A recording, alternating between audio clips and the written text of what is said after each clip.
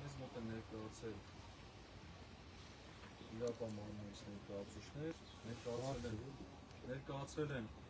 քննչական կոմիտեի քննիչի որոշում, որի համաձայն պետք է թիվ քրեական վարույթով Միքայել Սրբազանին ձերբակալեն կալանավորման ներկայացնելու նպատակով։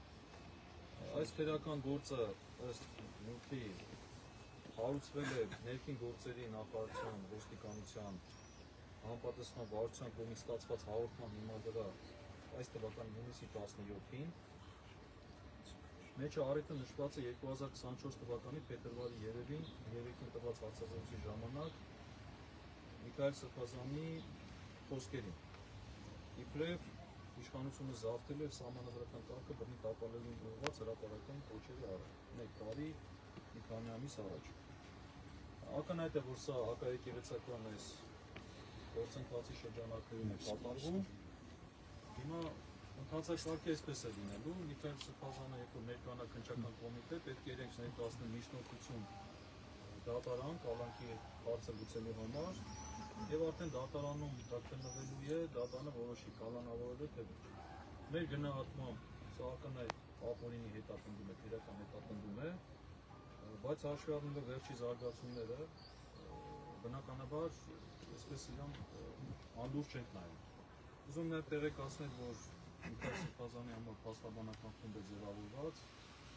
մենք ամեն ինչ կանենք Միքայել Սրբազանի պաշտպանությունը իրականացնելու, իհարկե ձեր աղոթքների եւ ձեր աջակցության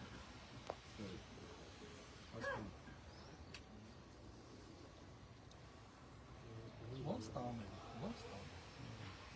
Եթե տանել են մեզ բոլորից թող տանեն։ Որտեղ Միքայել Սրբազանը Սրբազան մի գնացեք, բոլորից թող գան զորով փորձեն տալ։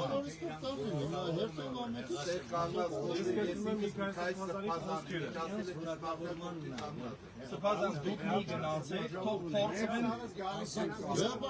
բոլորս գերում։ Սաղսեր կոչը անում ենք ինձ հիմա։ Բոլորս գերում։ Գնանք ժողով անենք, մեր ժողով անենք, հարցեր ունենք քննարկելու,